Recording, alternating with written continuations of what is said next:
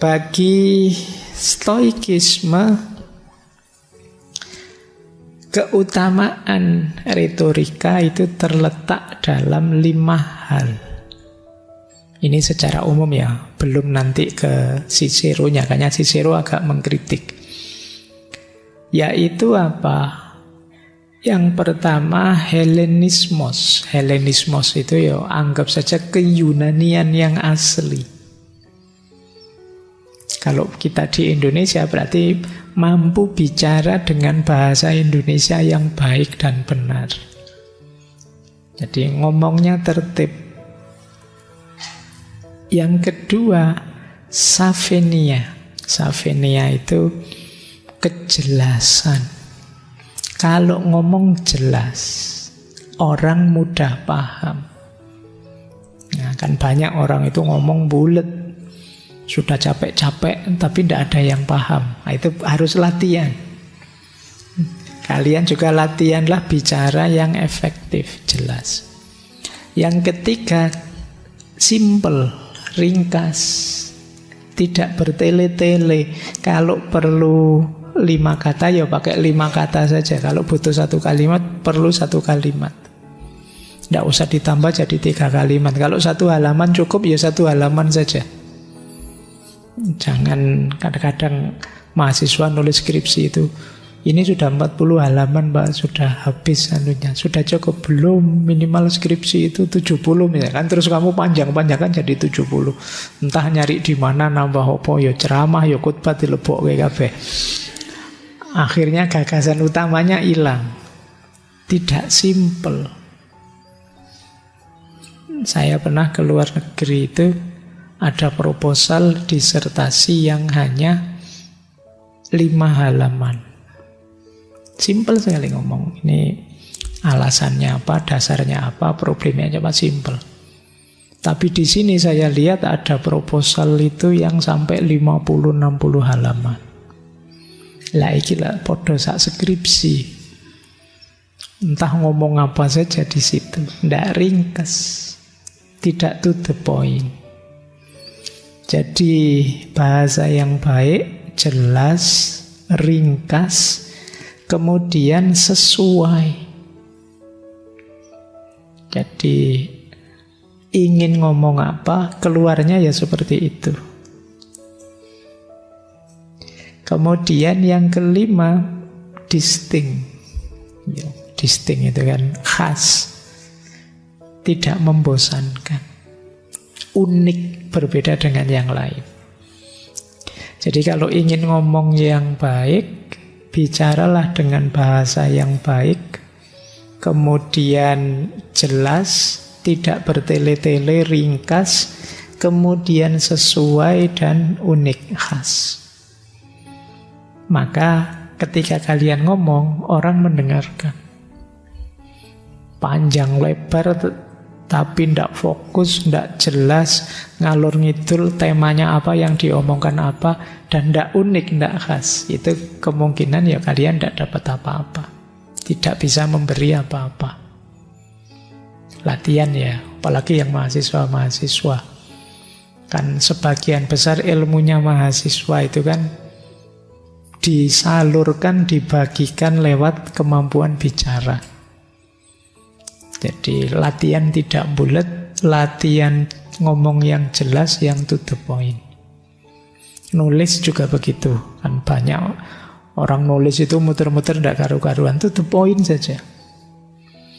Banyak mahasiswa tanya ke saya, Pak, memulai nulis itu kayak gimana sih Pak? Saya gagasannya sudah tahu, sudah ngerti, tapi awalnya gimana ya Pak? Ya sudah, nggak usah mikir awal, ya gagasanmu apa, sampaikan, sudah. Loh Pak, nanti kan harus ada pendahuluannya, ada itunya. Yes, nanti dipikir belakangan lah gagasanmu, daripada hilang tulisan dulu. Karena kadang-kadang teman-teman nulis itu wis ngedep laptop itu terus, ini awalnya gimana ya, nanti diawali. Terus malah lebih sulit mikir pendahuluannya daripada isinya. Ya nantilah kalau mau dikasih pendahuluan entah kemana, tapi yang penting punya gagasan dulu, intinya apa. Nah, kata orang Stoik ada 2. Kalau keutamaan tadi 5. Kalau yang aspek keliru-keliru, salah-salah secara umum ada dua. Yang pertama barbarisme. Barbarisme itu ngomong yang melanggar norma. Benar sih tapi tidak etis. Benar sih tapi tidak sopan. Itu barbarisme. Jadi daya persuasinya jadi rendah. Orang ngomong itu kan untuk menarik orang, menggerakkan orang. Ya mungkin isinya luar biasa, tapi begitu yang keluar tidak sopan, tidak patut, istilahnya barbaris tadi ya, kemanfaatan dan daya persuasinya pasti jauh berkurang. Banyak orang terdistraksi oleh retorikanya, oleh cara mengucapkannya yang buruk. Nah, itu namanya barbarisme. Yang kedua, ya kalau bahasa anunya solekisme, soloikismos. Solekisme itu bukan tukang bersoleh apa anak soleh. Solekisme itu tata bahasanya hancur. Predikatnya mana, subjeknya mana, tidak jelas. Ini namanya solekisme. Dua ini kata orang-orang Stoik tidak bagus untuk retorika. Jadi kalau bisa 5, hindari yang 2. Ini secara umum ya. Nah, gayanya Stoik tadi terus dikritik oleh Cicero. Bukan apa-apa, karena filosofinya Stoik itu kan agak defensif. Dikritik oleh Cicero begini, makanya banyak orang yang bertanya, apa iya sih Cicero itu sepenuhnya seorang Stoik? Karena secara umum dia hanya ikut etiknya, di banyak isu dia punya pandangan sendiri. Cicero ini kaya raya, pejabat, aktivis. Jadi kalau sepenuhnya Stoik agak sulit memang. Stoik itu kan agak defensif, agak pasif. Nah, kata Cicero, retorikanya orang Stoik itu terlalu idealistik, kurang semangat, kurang berapi-api orang Stoik itu. Orang Stoik itu kan emosinya sulit kelihatan. Orang Stoik itu sedih ya diterima saja, senang ya diterima, tidak masalah. Sunatullah itu hidup itu ada senang, ada sedih. Itu kan tidak kelihatan. Senang tidak kelihatan, sedih tidak kelihatan. Disakiti orang ya kalau orang Stoik, kalau saya tidak merasa sakit mau apa? Jadi wajahnya datar. Dan itu secara retorika ya bagi Cicero tidak bagus. Retorika itu kan ngomong berapi-api. Kalau intonasinya tinggi ya sambil melotot-lotot, sambil ngangkat-ngangkat tangan nanti. Retorikanya bagus. Jadi kalau kayak saya gini ngomongnya datar, kamu ngantuk. Ini termasuk yang dikritik Cicero mungkin ya, ngaji filsafat ini. Kurang semangat Pak, kurang, terlalu idealistik. Jadi ini berarti mengkritik kita juga. Kemudian lebih menganggap penting dialektika. Dialektika itu isinya, pikirannya, logikanya. Kemudian lebih mengutamakan form daripada matter. Form itu ya sama hakikatnya, bukan bungkusnya. Padahal tadi saya jelaskan bungkus juga penting, tapi ini lebih mengutamakan formnya. Makanya kata Cicero, dia merasa seperti ini berhadapan dengan tokoh-tokoh Stoik. Dalam hubungan ini, tokoh-tokoh besar Stoik itu tidak membantu kita. Karena mereka tidak mengajari saya cara menemukan apa yang harus saya katakan. Dan mereka sebenarnya malah menghalangi saya dengan menemukan banyak kesulitan yang dia nyatakan tidak dapat dipecahkan. Dan dengan memperkenalkan semacam diksi yang tidak jelas, berlebihan, mengalir tapi tidak bermakna, tidak bersemangat, sempit dan remeh. Nah, ini banyak orang suka dengan Stoik, muji-muji, tokoh Stoiknya malah mengkritik. Dan jika ada orang yang memuji gaya ini, ya harus diingat kualifikasi bahwa gaya ini tidak cocok untuk seorang orator. Orator tidak bisa lemes, orator tidak bisa diksinya datar. Karena pidato ini harus disesuaikan dengan telinga orang banyak untuk memikat atau mendorong pikiran mereka agar menyetujui usulan-usulan yang tidak diukur dengan timbangan tukang emas, melainkan dengan apa yang saya sebut timbangan biasa. Jadi ahli retorika itu punya tanggung jawab memahamkan. Tentu saja dia tidak bisa elit, tidak bisa terlalu eksklusif. Dia harus bisa menerjemahkan apa yang ingin disampaikan sesuai level berpikir orang biasa. Jadi timbangan biasa, bukan timbangan emas. Kalau timbangan emas hanya untuk emas saja. Tapi ini timbangan yang dipakai oleh semua orang. Ini tugas beratnya filosof. Karena nanti di dunia filsafat itu ada dua aliran. Yang pertama menganggap bahasa filsafat itu ya harus mengikuti bahasa sehari-hari, sehingga bisa diterima oleh masyarakat. Ini kalau di filsafat bahasa itu ya alirannya Wittgenstein dan kawan-kawan, language game, atau filsafat bahasa biasa namanya. Tapi nanti ada madhab analitik, positivisme logis yang bilang ya bahasa filsafat biarkan seperti adanya, yang elit, yang eksklusif, yang khas. Karena kalau mengikuti bahasa sehari-hari nanti kacau. Pemahamannya jadi tidak karu-karuan. Materi di hidup sehari-hari mungkin berbeda maknanya dengan materi di dunia filsafat. Ada, kata-katanya cuma ada saja. Itu kalau di filsafat bisa luas macam-macam. Kalau kita kan sehari-hari pakai kata ada, itu kan simple. Ada pak, kalau dipanggil namanya, kalau absen kan terus bilang ada pak. Untung itu tidak dibahas secara filosofis oleh dosenmu. Yang dimaksud ada itu apa? Hakikatnya apa? Substansinya apa? Aksidennya apa? Kamu eksis apa esensimu? Yang itu ruwet kalau sekedar bahas ada. Maka di mazhab yang pertama ya ndak lah, ya filsafat biar dengan bahasa filsafatnya sendiri. Jadi ini untuk dua mazhab. Tapi itu kan untuk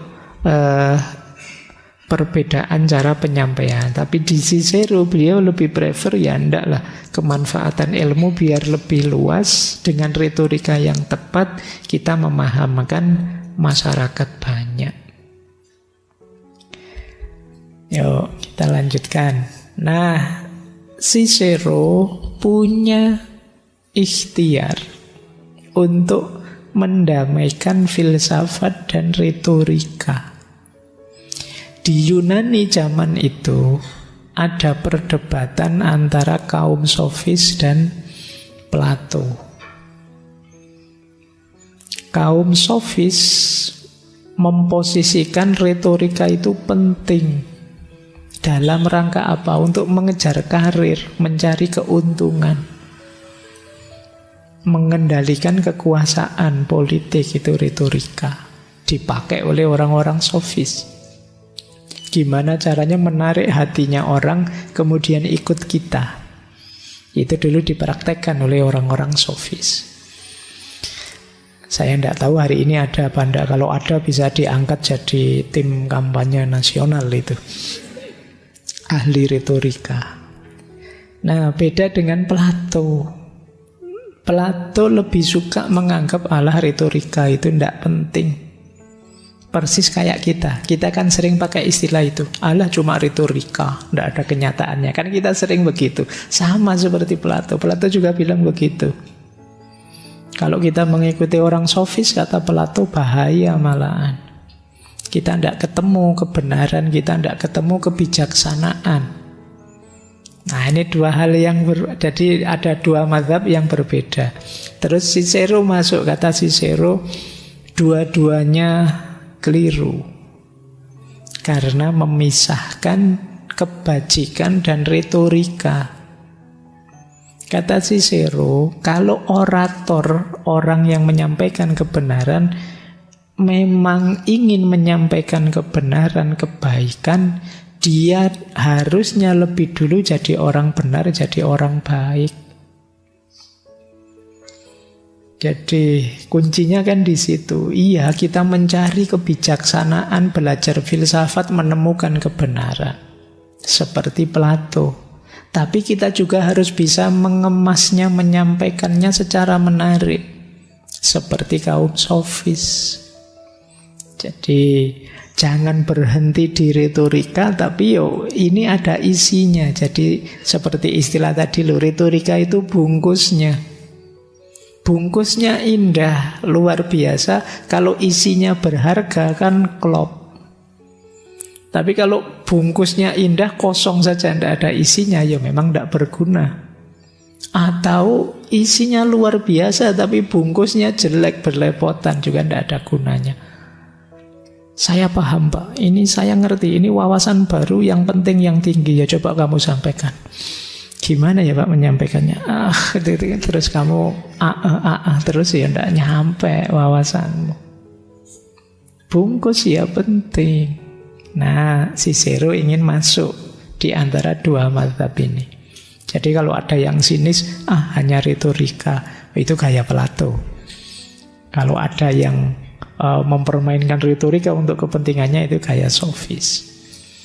Maka sekarang kita masuk, ya retorika, ya bijaksana. Isinya kebijaksanaan dibungkus dengan retorika yang baik. Inilah proyeknya Cicero. Cuma ya tidak mudah, kata Cicero.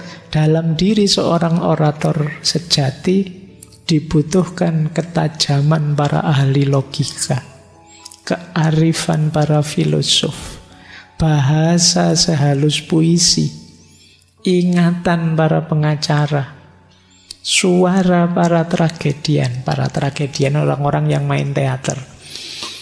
Itu kan biasanya canggih tata suaranya. Kapan nada tinggi, kapan nada rendah.